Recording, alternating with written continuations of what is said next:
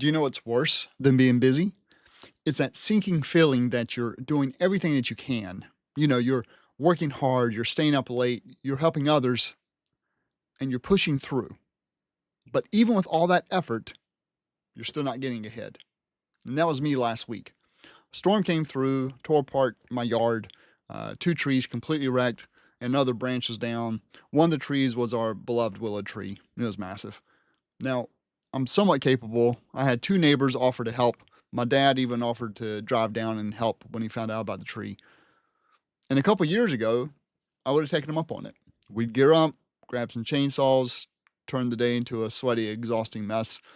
Also, I could save a few bucks. But this time, I didn't. Instead, I made one call. A friend from church runs a tree service, and he swung by Saturday, gave me a fair price, and he said, I'll take care of it on Monday. And by lunchtime on Monday, it was done. Cleaned, chipped, gone. And I watched him and his son finish the first tree in minutes, and then the willow tree took longer. But even that, he wrapped up in a half a day. No real stress for him, just done. And that got me thinking. Most entrepreneurs aren't stuck because they're lazy.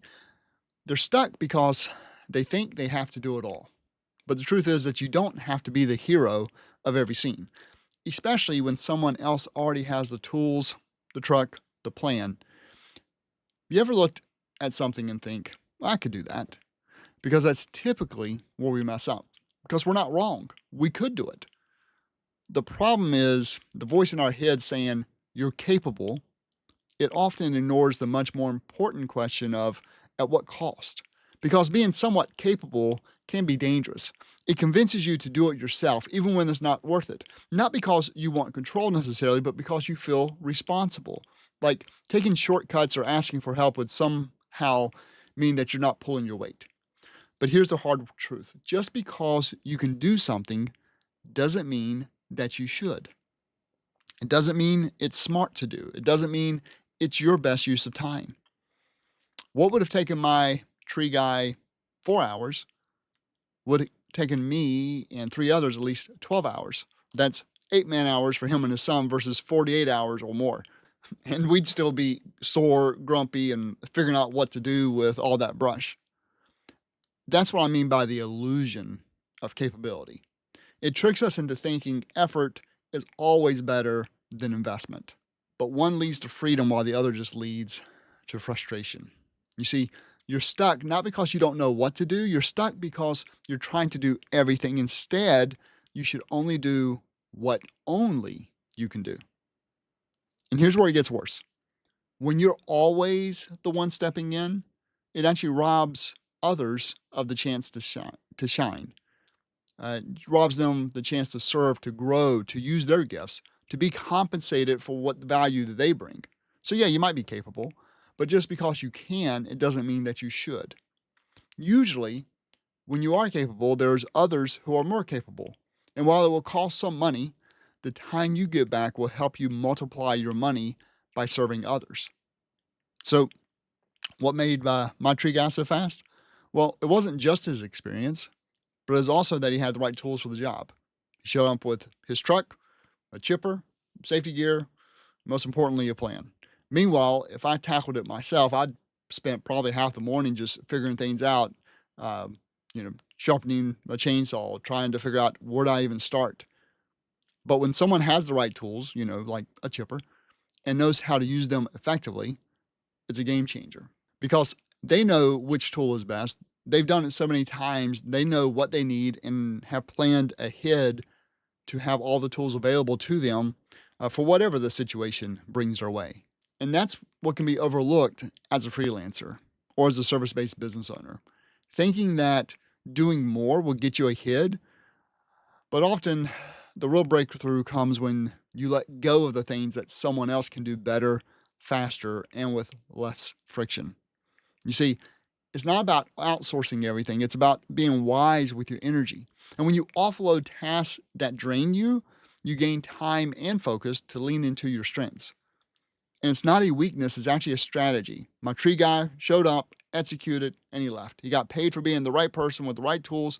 And then I got to spend my Saturday morning working on an income producing asset. And that's a win-win.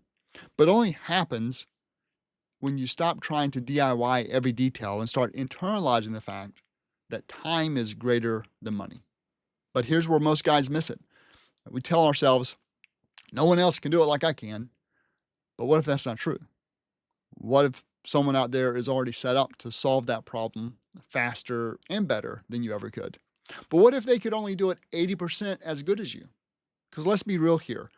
Most of us hold on to money way tighter than we hold on to time.